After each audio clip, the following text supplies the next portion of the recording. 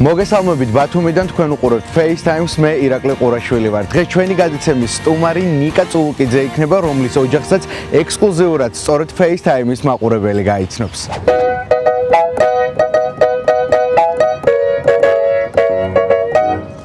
დავუკარი მა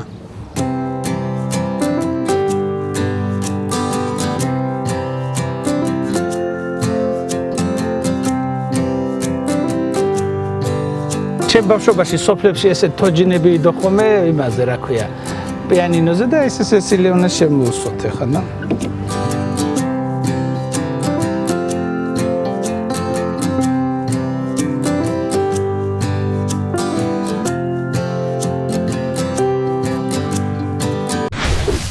ძალიან დიდი მადლობა პირველ რიგში იმისთვის რომ გვაქვს ექსკლუზივი და შენს ოჯახს ნახავს ჩვენი მაყურებელი და ამისთვის მინდა ძალიან დიდი მადლობა გადაგიხადოთ. როგორი ხარ სახლში? იცი უმთავრესი არის ჩვენთან ჩემი მეუღლე, იმიტომ რომ მე ისე ვერ ვიცლი და ხანდახან ამბობს ხოლმე რომ კი სამთაში ერთხელ გაიღვიძებს ბავშვის გულისთვის, მაგრამ რაც შემილია მაქსიმუმს ვაკეთებ. მეტი რა გავაკეთე. მოდი დაჭერე. ბავშვი უკვე საკმაოდ დიდია, ხო? გწნობს. რას ქვია, ხო? ტელევიზორში გულისხმობ ანუ ტელევიზორში სხვათა შორის დამხმარე ქალბატონმა მითხრა რომ დაგინახავსო რო დაგინახავსო, უც ვერ ხვდება რა ხდებაო და უცოდა. ერთხელ გავაკეთე ეგეთი რაღაცა, რომ ტელევიზორის გვერდზე დავდექი. და ჯერ ტელევიზორში ხედა, მე შემომხედა ჯერ ტელევიზორს და მე რო დამინახა და გამოქანდა და ჩამეხუტა. და ანუ სახში მყოფი მამა ურჩევნია. სესილია, მოდი დადექი. მე მამა ფეკაზან ვისკავთ რა იცი მაინც რისკიანი მშობლები ხართ ხო? ეს შეიძლება იყოს ახლა ფეკაზკა მე ვარ არა სწრაფად მიტოვები რომ მალე მოვიდე გაიგეთ ტაში მამა ნიკა რა შეგრძნება იყო როცა პირველად დაინახე ბავშვი? მივხვდი ისთვის ცხოვრობ იმ წუთში აი ყველაფერს ვიცარ ყველაზე გულწრფელად რომ რა მნიშვნელობა აქვს შენ ყოფნას აი ეს განცდა იმ წუთში, იმ წამს, როცა ჩემი შვილი დავინახე. როგორ გქონია ესეთი მკაცრი მომთხოვნი მამა იქნები თუ? ვერა, აი არა ზუსტად ვიცი რომ არ გამომივა, იმიტომ რომ ამას როგორ უნდა გავუბრაზდე, არ ვიცი. დედა ყავს ისეთი მკაცრი, რომ მამიკოს სიმკაცრესაც შეითავსებს. პროფესიის არჩევაში როგორ გონია საერთოდ? არ მომინდება რომ თეატრალურ სფეროში იყოს. არა ნამდვილად. ყველანაირად ვეცდები. სხვათა შორის ისე მალე მივხვდი ირაკლი, რომ აი 3 წლით დიდი ვარ ჩემს დაზე და პირველივე წელსვე მოვივხვდი, რომ დავიღუპებოდი ჩემ დას თუ მოუნდებოდა და სახში ისე იდეოლოგიის მიმართულება მქონდა, რომ იურისტობა არჩე და ძალიან სწორადაც მოიქცა და ეხლა ვიზრუნებ, რომ სესილიასაც არ მოუნდეს. იმიტომ იმცეთი გულისტკენებია და ისეთი რთული სფეროა და მით უმეტეს ვინმე თუ ყავს იქ ხო რაც არ უნდა გააკეთო მაინც იტყვიან რომ აბა ეხლა მამამისმა გაუკეთა და დედამისმა და ქმარმა და ცოლმა. ამიტომ ყველა ვარიანტში მირჩევნია რომ დედიკოსავით რაღაცა სერიოზულ საქმეს დააარსოს. აი როცა ხარ მაგალითად ქვეყნიდან გასული, თუ ფიქრობ ხოლმე რომ აი რაღაცა ჩამოვუტანო, რაღაცა ვუყიდო იცის ომები და ასე შემდეგ. არა, აი ესეთი აქტიური მამა ხარ. ფეკას გარეშე არასოდეს არ წავსულ ვარ, იმიტომ რომ მარტო ალბათ მაინც ნორმალურ ზომას შეურჩევდი, მაგრამ რო ჩამოვედით ბოლოს შრი-ლანკაზე ვიყავით, რო ჩამოვედით არ მიგვიკარა, ისეთ პროტესტი გამოაცხადა, ბებიამისებთან იყო დატოვებული ერთთან. არ არის ჩვენზე მიჯეჭვი, მოდი. დედა აი ხანტეგა ეკრანის წინსო ესე შემახო. არა, უნდა რომ ირბილს გავუშვით ეკა თუ მან. იცი რა, არ არის მიჯაჭვული, იმიტომ რომ ჩვენ ისე ზრდით, რომ ხან ერთ ბებიასთან რჩება, ხან მეორე ბებიასთან, ამიტომ მაგის პრობლემა არ აქვს. როგორ ფიქრობ, ვის უფრო გავს, დედას თუ მამას? პარადოქსია, მე მგავს და კაი შესახედია და მინდია ტანიც დედიკოს დაენს გავს, ყველაფერს მინდა ჩემცოლს დაენს გავსოს, მაგრამ მე მგავს და რა ვიცი ახლა. ჩემო ცოლმა მითხრა დავიღუპეთ შენ გავსო და თუ დავიღუპეთ რაღაცა გამომყვა, მაგრამ ეს ერთად დაღუპულები არ ყოფილა. ოჯახურ ურთიერთობაში როცა ჩნდება მესამე რა მეიცვლება? ახალი სიცოცხლე როცა კაცი ეჩვენებს რომ არ გახდეს მეორე ხარისხოვანი და ხანდახან მაგას რო ამჩნევს რასაკეთებს მაგ დროს? ბრაზდება, სულ მეკითხებოდი თეკას. მე უფრო გიყვართ ცესლია, მე უფრო გიყვართ, მაგრამ ეხლა მივხვდი, რომ დედაშვილი უყვარს.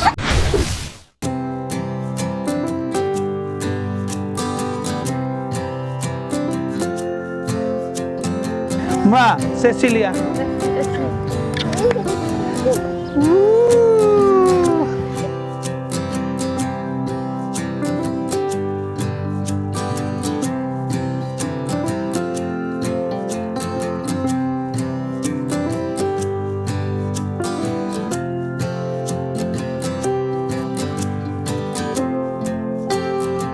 ბავშვ დაეხვა თავბრუ და დედას და მამას.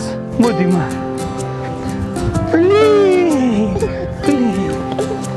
მოდი მა. სკინჩა. მოდი მა. ფლი. ინგლისენ. მე ხალს გამაშობი. შეხედა. მაინც დედა უყვარს ბავშვს 2 წლამდე უფრო მეტად. ვიდრე მამა. 2 წლიდან ხდება უკვე რაშია საქმენა. არა თეკა.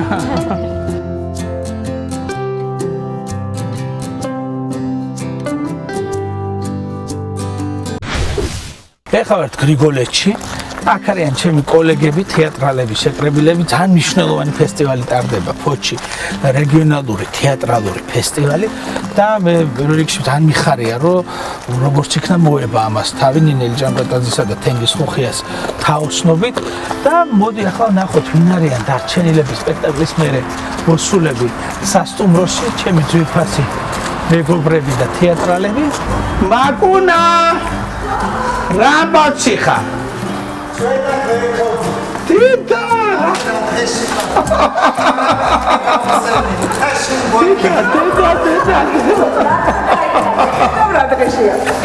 ამაში მარტო დატოვება არ შეიძლება. ნანა. გამარჯობა. მე მეგონა რომ მეორე დღეს მიდიოდი და მე დავშია. კარგი პირობები. გამარჯობა. მომესალმე ადამიანია. არა, ის საკრესა ჭირდა თორე. ქართული თეატრის კორიფე აწმოსილი. როგორ არ მიყავს ეს სიტყვა კორიფე. ლეგენდა. ახალგაზრდა ქალბატონი ნანა ფაჩუაშვილი, საკრეთეატრო მცოდნეობის დოქტორი. აკაკი ბასის ორი კრიტიკოსი ინტრიგოსი მაკა ბასაძე და ლაშა ჩხარტიშვილი დოქტორები ორივე მე პატარა ბოლში მე სასწის მე კაცი თეატრი მოსიარულე თეატრი ეხა ბათუმში ვიყავი და რო გავიგეთ ქალბატონი ნანას და მაკას კისკისი ჰაეროვანი შემოვლოდი დამძადეთ დიდი მადლობა ბასტიძლობის მაკა იქითა ჯექი შელამას დამძადეთ პატიცემომა ეხლა შამპანი საიდანო ბუფეტი დაკეტილია არ მინდა კაცო შამპანი მაყოფილი ხართ ფესტივალის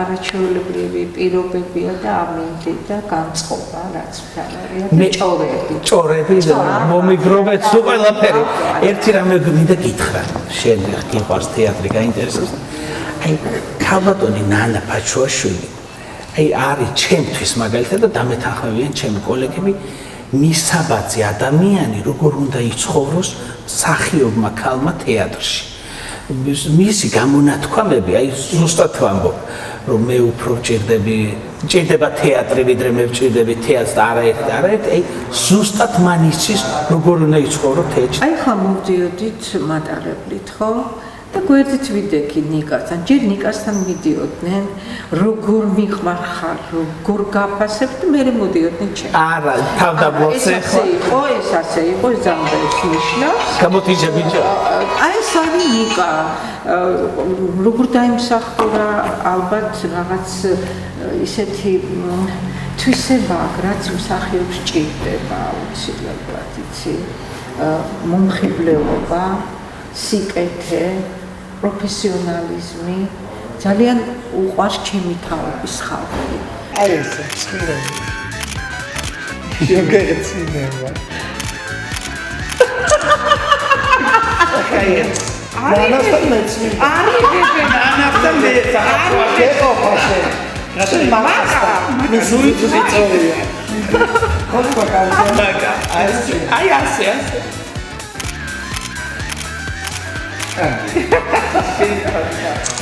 მანახე.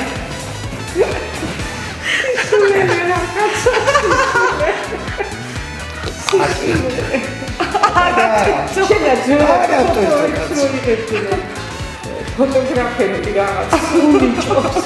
აჯათა ტელეფონი. მომეცი ახა. აუ ეხლა. მოვა? ყოველთვის აი ნიკა სადაც არ მინდათ ხო რეგიონებში ხშირად დავდივარ თბილისის თეატრებში რა თქმა უნდა და რეგიონის თეატრებში ერთად ხშირად გვიწევს ხოლმე ჩასვლა და ბავშვები რომ დაესევიან ხოლმე ნიკა მე შეგისწორებ ქალებიც ქალებიც თეკლა მარგაიტა ხანდას მე რას გეტყვით იცი აი ტელეწამყვანი რადიო წამყვანი მესაჭმელე ყველანაირი ნიკა წულუკიძე შრომობს იმიტომ რომ ფიზიკურად გადაარჩინოს თეატრალი ნიკა წულუკიძე ჩემთვის თეატრი არის ყველაფერი აბსოლუტურად აი ჩემი ოჯახი და თეატრი იმიტომ რომ აი მახსენდება ყველაფერი აი ის სხვა სამყაროა სხვა განცდა რომელიც ყველაფერი სხვა ხალხი ხო ამაზე უკვე ვისაუბრე სხვა ჯიში და სხვა მოლუჯიშო და ჯიშია მაგრამ მაინც ამის გარეშე არ შეგიძლია იმერეთში ფესტივალის დახურვაზე წამყვანი არის ნიკა და ლევან როხვაძე ვინც არის ამ ფესტივალის ფუძემდებელი იმერეთის თეატრალური საზოგადოების თავმჯდომარე არასვენებს ნიკას არაცლეს ლაპარაკს გამოდის სცენაზე გამოართვას მიკროფონს დაიწყებს ლაპარაკს ნიკა მაცალეულნო ძალიან კულტურულად უთხრა რა თქმა უნდა ხუმრობით როგორც ჩვენია იმ კულისიდან გამოვიდა ამ კულისიდან და ლევან მეშინია ციდანან ქვემოდან არ ამოფრინდებოდა აი აუზის მერე მართლა მოვიდა ლუკი აიხსნა სცენის და აქედანაც ამოვიდა აკმაკდები ლევან როხვაძე ამხელა და იგივე საღამო მიყვავს და ლაშა იყო იქ ჟიურის თავმჯდომარე და ამოვიდა ეხა ჟიურის თავმჯდომარე კაცო რო ამოდიხარ თუ ეს გამარჯვებულები ორ-ორი სიტყვა უითხარითო რას გძნობთო მადლობასო და მე ვეუბნე მიკროფონში ლაშა მეთქი გამარჯვებულების რა გეთხრა და დამარცხებულები ნამდვილად გეტყვიან ორ-ორ სიტყვას მე იუთვეს მე ამ საწყას ორ-ორი სიტყვა აპუდებული ვიხავი თუ გინდა დაგწყელოს ვინმე რაღაცის ჟიურისში უნდა იყო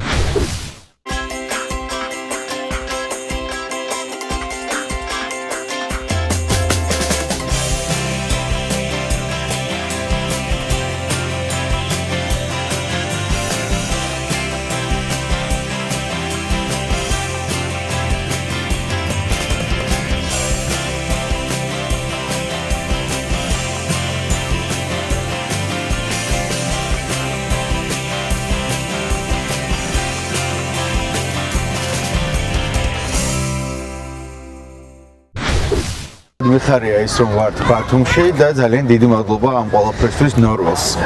როგორია განწყობა?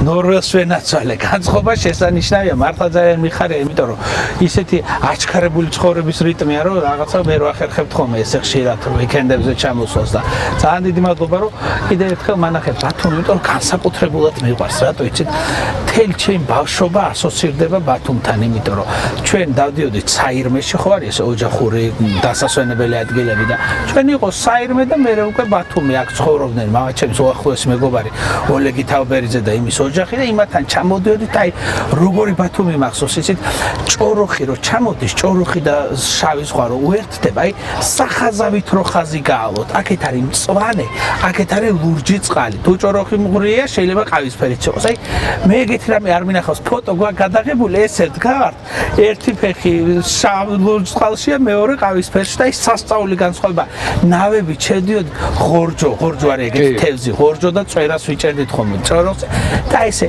ნავებით მაყლის ბუჩქებს მივადგებოდით ჩვენ ბავშვები მაყლებს ჭავდით და მამაჩემი და ოლეგი თევზაობდნენ და მე წავდით იქვე და აი განსაკუთრებულია ჩემთვის ბათუმი იმიტომ რომ სარფში ჩვენ რო დავდიოდით ხა ხო ჩვენ რო სარფში დავდიოდით აი მართლა გეუბნებით კაცის შვილი არ დადიოდა იმიტომ რომ არ იყო მაშინ ესეთი პოპულარული და პრესტიჟული სარფი და ის იყო როგორი წყალი აი ლივლია ეხაც არის მაგრამ ეხლა მაინც ცოტა შეირყნა და მაშინ იყო სასწაული წყალი როგორი ბავშვი იყო?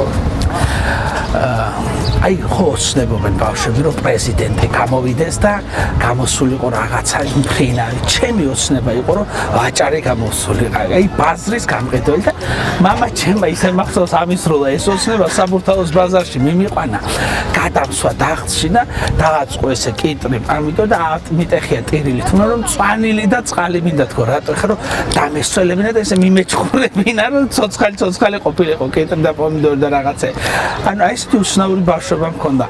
ბრიტა რომეანა ტუფლის მაზი დეზადორი ლილა რო დადიოდნენ ბოშები ხო ეს რო უყურებდი გიждდებოდი ამათზე რომ ეს სკოლა მაგათთვის არ არსებობდა არაფერი და აი მაგათი ცხოვრება მიმესიკტილებოდა სკოლაში სიარული და რაღაცა ესეთი უცნაური რაღაცები მქონდა. მე გინეკოლოგობა მინდოდა ჩემო ბატონო ხო და მე ბოლოს 94 წელს ნახე მარჯანიშვილის თეატრში იდგმოდა ესე სპექტაკლი საპოვნელო სადაც იცი რა პერიოდია ჩვენ ლეხანოვზე ცხოვრობდა ჩვენს უკან იყო მარჯანიშვილის თეატრი და სახში რო გწიოდა თეატრში მივდიოდით იქ შედარებით სიტყვა იყო და უცბად სოფიკო ჭევრელი თამაშობდა რეზო ყდეაშვილის პიესებს და მივხვდი რომ აი რაღაცა სასწაული ხდებოდა სცენაზე სადაც მომინდა რომ ჩემი ადგილი ზუსტად აი ჯადოსნურ ამაღლებულ ადგილს ყოფილიყო მაგრამ ვინა გასუნინა იქ როგორც უნიჭოთ ჩამომაგდეს უკან მაგრამ ეხა მე ვთვლი რომ ძალიან ყველაზე ბედნიერი საქმეს ვემსახურებ იმიტომ რომ იმ ადამიანებს რომლებიც ჩემაღლებულ ადგილას დგანან და რაღაცას ქადაგებენ და რაღაცას კარნახობენ იმათ ვემსახურებით და თეატრი ხო აი ყველაფერი შეხედე პოეტი ლექს დაწეს რჩება ხატვარი დახატავს ჩემ მსახიობის შემოქმედება ფარდა იხურება ყდება და ხრება ჩვენ რა ვიცით ეხა როგორი იყო უშანგე ჩხეიძე გადმოცემებით და თეატრონის დაწერილი წერილები და ანუ მე ვცდილობ რომ აი უკდავყო ძალიან ისეთი სიტყვა ვინახარ შე რომ რამე უკდავყო მაგრამ ნუ აი ვცდილობ რაღაცა მომავალთაობა შეუნარჩუნო ისეთი არტისტები რომლებიც ჩვენ პერიოდში მოღვაწეობენ რთულია ამ არტისტებთან ურთიერთობა უნდა გქონდეს რაღაც სტანდარტული ხასიათი რომლითაც არეგულირებ ურთიერთობას ჯიშის ადამიანი არსებობს ქალი კაცი და მსახიობი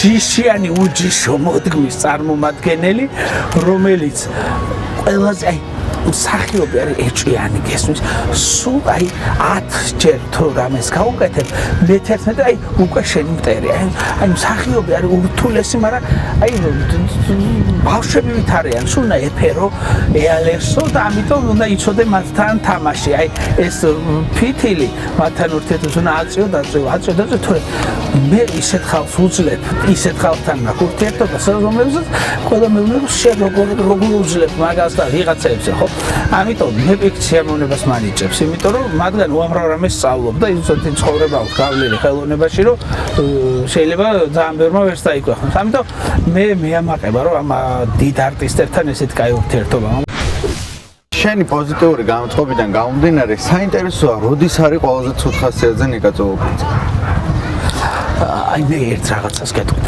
ყველაზე სევდიანი ქალი ვისაც კი შევხედრი ვარ ცხოვრებაში ეს იყო ეთერკაკულია ის ჩემთვის ანახლობელი ადამიანი იყო და მე ამიტომ გეუბნები და არასოდეს არავის ეთერი არ უნახავს რომ რაღაცა დაღვრემილი და რაღაცა და ყოველთვის ისე ფუთავდა ამ ყველაფერს რომ შენ არ გაგრძნობინებ და არავის არ უნდა შენი პრობლემა რა ყველას უნდა რომ იქით მე ანიჭო რაღაცა ბედნიერება გაიზიარო ხინით ჭირის ამიტომ მე სულცდილობ ხოლმე რომ რაღაცა ჩემი ცევდა რაც არის საბედნიეროდ არაფერი ისეთი არის არ მოვახვიო თავს და ვიყო ჩემთვის ესე წნარა და შვიდა თუმცა როცა ეს ყველაფერი არის რაღაც მეთოდები რომელსაც მიმართავ არ გინდა სადაც ყოფნა ან გაქვს გამორჩეული ადგილი სადაც გინდა ყოფნა ამ დროს ხალხი აი ხალხში რო იმ წუთში გადავერთები იმ წუთში და შენიერ დროს ვაკარებ რაღაცა და შემჩენია და რაღაც დაღველი ჯობია რომ ისა რა ქვია აი საინტერესო პრინციპი როგორ დანდებით გაიხარეთ აი ეს ყველაზე დიდი სიხარულია რომ დაგინახავ ისე ერთმა ჩემმა მეგობარმა მითხრა რომ აი მე მე არასოდეს არ ვიმალები ქუჩაში პირიქით მოვდივარ აი ისე ვიღლებიო რომ აი ხა ის შემხდება ის აი როგორ შეიძლება ვიღაცას უხარია შენ დანახვა ჯერ ამხელა ბედნიერება გერგო რომ ვიღაცა გიყურებს და გიღიმის და ფოტოს გადაღებას ხთოს რაც არ უნდა ცხელოდეს რაც არ უნდა იყოს არასოდეს უარი არ მithობს იმიტომ რომ ბავშვები სხვათაშორის ერთი მსახიობი იყო აი ამ ცნობილობასთან დაკავშირებით მოგიყვებით ერთ ისტორიას. ბორის ციფურია მოკლედ ბორჯომში ფესტივალზე და წაესია სკოლის ბავშვები 1-200 ბავშვი ავტოგრაფი და დაიწყო რა ქვია შვილო ეკითხება და თინიკო ეუბნება ჩემს საყვარელ თინიკოს გაიზარდე დიდის გოგო ერის სასახელო გამრავდი საქართველოს სახალხო არტისტი ბორის ციფურია მე მესამე მე და მიხვდა ეხლა რომ უბედურება დაემართა და აკლო ჩემს თინიკოს მე ბორის ციფურია და მე ბუცო და ესე დაანტარა როდის მოვიდა პირველად ცნობადობა საზოგადოების აი გეტყვი გადაცემებიც მიმყავდა ჯერ პირველ არხზე მიმყავდა ერთი 10 წლის წინ ერისთავის სათვალე იმედის დილაც ბევრი გადაცემა მიმყავდა რადიოში ვიყავ ის მაგრამ არაფერი გადავიღე შუა ქალაქში და მეორე დღეს რომ გამოვედი ქუჩაში და რა ხდებოდა იცი იმის მერე მივხვდი რა ძალა აქვს ამ სერიალებს მე მინდა მოგახსენოთ რომ ეს მატება იქნება სიკეთის და ხვავის მომსახურე შენ გაგვანათლე ნოდარ შენ გაგვანათლე შენ იყავი განათლებული რო ვიტყოდი ფრაზას ხო და უმეტესად იქ ჩემ ფრაზებს ვლაპარაკობ დღემდე რომ ვთამაშობ მე ჩემ ფრაზებს მე თვითონ წერ ხოლმე ხო და აი რო ვიტყოდი ახლა უკვე ვენიზავე რომ ერთ კვირაში ამას ხალხში გაიგებს რა кайქენი ქალბატონო ნონორე ეს ნაძვის ხე რომ მოიტანე რა სიოა რა ჰაერი რა ჟანგბადი გახსენული მაგორნალის ჩემ უახლოეს მეგობარია გოგა ბარბაკაძე და რო უყურებდი გოგას როგორი დამოკიდებულება ქონდა ხალხს გოგასადმი იმიტომ რომ აი საყვარელი მსახიობი კი არა აი ვაიმე ეხებოდნენ და მოდი და და ესეთი საკები მეცინებოდა და გოგა იყო ჩემ მეგობართან ასე აკანკალებული რომ ხო და მე ხა შემხედე რომ რაღაც საიდან მოვიდა შეთავაზება ოი ძალიან ისეთი ისტორია მე ამის შოუს ისტორიაში თავიდანვე მუშაობდი და სცენარს წერდი ჩვენ წერდით გოგონა გარეუბანს იყო ესეთი სერიალი მაშინ ძალიან რეიტინგული სხვათა შორის ძალიან და აი მე მგონი თუ სწორად მახსოვს ნუ სულ ამ ჩემი გლიცინით სულ მოდი რა მე მგონი არ მოვიდა მსახიობი მე რომ მქონდა იმის კომპლექსი მე სამსახიობოზე პირველი კურსი რომ დავხურე გოგი მარგველას შემომითხრა რომ შენი ადგილიო თეატრში მაგრამ სცენაზე არავ და საიდან ჩვენ გაგდებენ ადამიანს სულ გაქვს იმის კომპლექსი რომ კი არ გამომაგდო მითხრა რომ თუ როგორ ჩვენ გინდაო მაგრამ მე გირჩევ რომ გამოცდილება გაქვს ცოდნა გაქვს თეატრი გიყვარსო ზუსტად იცი პროფესიაო და ისეთი ნიჭიერი არ ახარო რომ შენზე დაინგრეს თეატრი და ამიტომ მე მაშინ მეგონა რომ გოგი მარგველაშვილმა დამაქცია მაგრამ ეხლა ვთვლი რომ ყველაზე სწორი რჩევა მომცა და ეს კომპლექსი სულ მქონდა რომ ესე იგი მე ჩემ მაშინდელ ჯგუფელებთან ნინი ბადურაშვილი ისინი სანდრიკა გაბილაია ყველა ხო სულ მქონდა განცდა რომ აი ისინი ესე იგი ნიჭიერები არიან მე უნიჭო გამო ვიფიქრე აი ხა მომეცა ძალა მეთქი რომ მე ვიღაცებს კი არ დაუმტკიცო მაგრამ ერთხელ აჩვენო რომ იყო ეს ოცნების ახდენაც არა, იმიტომ რომ ეს რო ყოფილიყო მაშინვე როცა მე გამომიშვეს, ეს ასაკურელი იქნებოდა, მაგრამ ამის მერე იყო წლები გასული ალბათ 5-6 წელი და მე ისე გადართული ვიყავი უკვე ჩემ პროფესიაში არც მიფიქრია. მაგრამ მე რომ მივხვდი რომ რამ ხელა, მაგრამ უდიდესი პასუხი ისე რთულია. აი რო შევხედე ერთხელ და უკვე რო ცოტა გადავამეტე და მე თვითონ რო არ მომეწონა, მე რო ვთხარი სცენაზე ცოტა ხანი მეთქი და არ ვიქნები ქალაქში და არ დაწეროთ მეთქი. ბიჭო მე კი გავაკეთებდი შემაგრად მივიდოდი აუგებდი ოქროს სარაიებს, კოშკებს, სასახლეებს, მაგრამ შენ იმის ნახევარსაც ვერ გავუკეთებ, რასაც მე სიტყვით ვეთყოდი და დავითანხმებდი და მე გაგშორდებოდა იმედგაცრუებული და შენ თვითონ უნაქნა რაღაცა.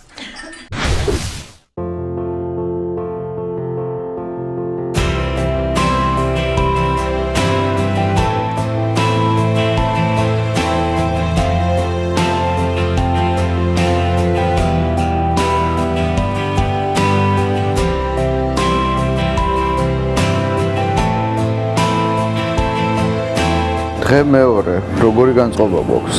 არაჩვეულებრივი. მართლა ძალიან დიდი მადლობა, იმიტომ რომ რაღაცა ზოლმაში ვართ. ზღაპ საქმე არა გვაქვს, არსად არ მოჭკარება საათისთვის არ დამიხედავს. აწყობილი ვართ თქვენ რეჟიმზე, ძალიან დიდი მადლობა მართლა. რამდენიმე სამსახური გაქვს? არის რომელიმე ყველაზე მეტად რომ გიყვარს? იცი რა, თეატრი და თეატრალური უნივერსიტეტის სტუდენტებთან მუშაობა, რატო იცი? აი მე თქვენ გეტყვით ერთ ძალიან მნიშვნელოვან რამეს. ჩემი თაობა სულ რაღაცა თქვა 6 წელია, 7 განსხვავება, ეხლა ვინც სტუდენტები არიან, ну თქვა 10. ჩვენ ვიცოდით რომ უბრალოდ გვინდოდა თეატრში ყოფნა. მაგრამ აი კონკრეტულად რა გვინდოდა და ამისთვის რა უნდა გაგვეკეთებინა, გარდა იმისა, რომ ლექციებს დავსწრებოდით, ეს არ ვიცოდი. ეხლა მე ძალიან მიხარება, ისეთი მოტივირებული სტუდენტები არიან, ისე ზუსტად იციან რა უნდა გააკეთონ საკუთარი პროფესიისთვის, რომ გარდა შემოქმედების რაღაცა მენეჯერის და პროდიუსინგის ელემენტებსაც ითვისებენ, ამიტომ მათთან ურთიერთობა ძალიან დიდი გამოცდილებაა ჩემთვის. თეატრი, სადაც არის თეატრი, ოჯახის მერე, იმიტომ რომ ჩემს სულთან ყოფნა მისჩენია ყველაფერს, მაგრამ ოჯახის მერე არის თეატრის სივრცე, სადაც მე სურნელიც კი განსხვავებულად მცემს და მიყვარს. როგორ აირჩიე პროფესია? ჩვენი სახლის წინ არის არტოს ბაღი. და სკოლაში შემოვიდნენ და გითხრეს, რომ თუ გინდათო თეატრალურ სტუდიაშიო სიარული 10 ლარი ღირსობა, იარეთ არტოს ბაღშიო. ეს შესაძლოა არ უთხარი, იმიტომ რომ ვიცოდი რომ მანდამეც არ გავუხარდებოდა და ჩუმად ვიარე რამდენიმე თვე და ვაგროვებდი ამ ისე მახსოვს, იცი როგორ ვაგროვებდი ამ ათლას. რუსთაველზე რო პიონერთა სასახლეში წავსულიყავი, ანუ 31 ნომერი მარშრუტკა გადადიოდი და 40 ნომერი. 31 ღირ და 40 თეთრი და 40 ნომერი 50 თეთრი.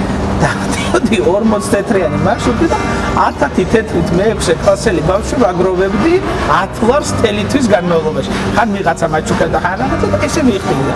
ბოლოს თელი წელი და დედაჩემს ვამბობდი რომ არტოს ბაღში გადავდივარ სათამაშოდ. ზუსტად სახლის წინ აღმა შეგნო. ბოლოს დავპატიჟე სპექტაკლს დღიდან დიპლომიტომდე ესე ერქვა არჩილ სულაკაურის მოთხრობის მიხედვით დავდგით ეს სპექტაკლი და ნუ ნახეს გაგიძენო აი სრულად მოულოდნელი იყო რომ მე სცენაზე იქიდან შემიჩნდა ეს ჭიანა. ხშირად საუბრობენ და უკვე შენი ასაკი. ხშირად იმასაც ამბობენ, რომ პრაქტიკულად 90% მეგობრების არის ასაკით დიდი და ნუ ამ 90-დან ალბათ 70 უფრო მეტად ცნობილი მსახიობი. იცი რა არ არის ესე მე უახლოესი მეგობრები მყავს ჩემ ხელები.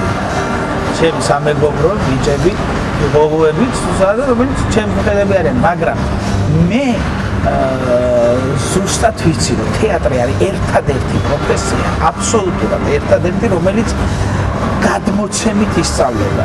იმიტომ რომ შენ ვეღარ ნახავ.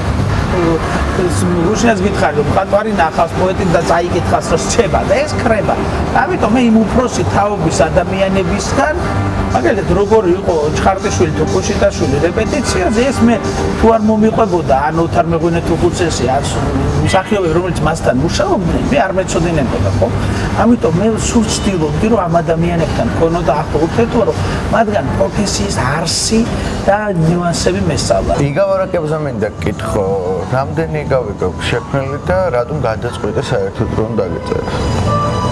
იცი რა, თეატრალურ უნივერსიტეტში ჩააბარო სამსახიობო ფაკულტეტზე, აუცილებელია რომ გარითმული იგავარაკი წაიკითხო.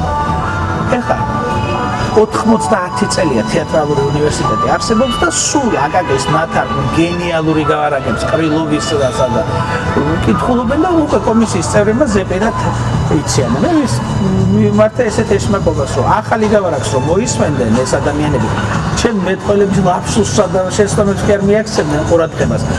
მოუნდებოდა ჩინაარსის მოსმენა და ჩემ რეპეტიტორმა ესე მირჩია და წავიკითხე იგავარაკი როგორც არ იცოდნენ იმ ადამიანებმა ვინც კომისიაში ისხდნენ თეატრალურ უნივერსიტეტში. ესეთი იგავარაკი იყო. უღრან ტყე ჩემ თავზე დავწერე. უღრან ტყეში ერთ გორაზე პატარა წყაროს მახლობლად განთქმული მსახიობები დათვიდა ლომის სახლობდა.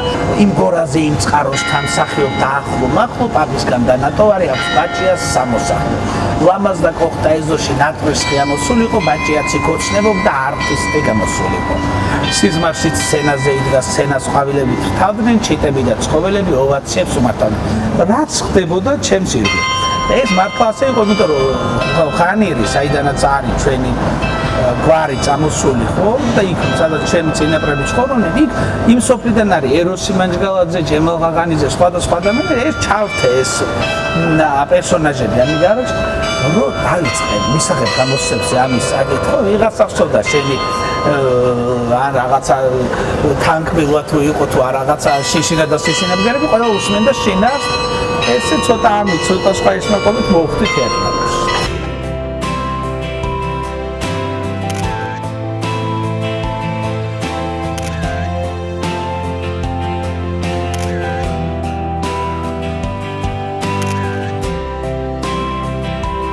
ექსტრემალურ სიტუაციაში როგორი ხარ? როდესაც ჩამოვედით 2008 წელს ეს ომი რო დაიწყო მე ვიყავი თურქეთში. ჩემი დაიყო ბათუმში, ჩემი მშობლები თბილისში და წამოვედი იმ დღესვე.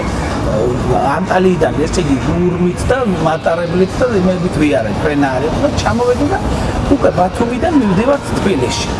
მივდივართ თბილისში და ზესტაფონთან რომ მივედით მარშრუტით მივდივართ ჩვენი მეგობრები და გვეუბნებიან უკრიდან ხედავთ ტანკები მოდიან ქართველების ზუგდიდიდან და ხაშურიდან გორიდან წამოსული რუსის ჯარი მოდისო და ეხლა ჩქარა წადით აქედანო თორე ისა რა ქვია აქ შეიძლება უბედურება მოხდეს აი ზუსტად ზესტაფონის გზა გამყოფთან და დაიბნა ეს ხალხი აი ხედავ აიჭნენ და ეს ძღოლი გარბის მიატოვა მანქანა ვაი მიდე მიხვდა ფული რაღაცა ესა და უსადა აბაჩქარა ჩაჯერდა ხა მარშრუტაში და მოვახდი და მარშრუტად და რაღაცა გამოვქანდი გადაუხვიეთ იქით თერჯოლაში და ნუ გადავჭი სოციალური ძალიან რთულია ექსტრემალურ სიტუაციაში აი არ უნდა მე რამდენჯერმე თუმცა ესეთი ამბავიც მახსენდება პლეხანებზე ჩვენ სახლს აღმაშენებელზე მეორე მხრიდან წაიკიდა ცეცხლი წაიკიდა ცეცხლი და ალი გვიზგიზებს და აი 10 წუთში გადმოვა ჩვენ სახლს და გაგვაღვიძა მამაჩემა რომ აბაჩქარაო რაც გაქვთო ზვიფასიო ხა ჩაალაგეთო და გავიდეთო და ნუ ვიღაცა ჩავედით ჩააქრეს ეს ხანძარი და აბრუნდეთ სახლში ეხლა მამაჩემი გვეკითხება რომ ამო ისო რა გქონდა თუ ჩატანილი დედაჩემა რაღაცა ოქრო საბუთები მამაჩემა რაღაცა ფული ნუ რაც არის ოჯახში ცოტა ის და შენო და მე გავშალე ჩემი პუმასის კონდა რაღაცა სპორტული მოსაცმელი და ამ მოსაცმელში გახვეული გეოგრაფიის, ზოოლოგიის, ბიოლოგიის სახელმძღვანელოები რომელიც გადაშლილი არ მქონდა რა გინდოდა რა მე ვთქვი ნუ ეს მქონდა სახელმძღვანელოება აი მაშინ დავიბედი შეიძლება სხვა უფრო ესეთი რამე წამოება მაგრამ გააჩნია ეს უცბად სტუმრებს როგორ არჩევ ხოლმე რა კრიტერიუმი გაქვს თუ უყურებთ ჩემს გადაცემებს დღის შოუსაც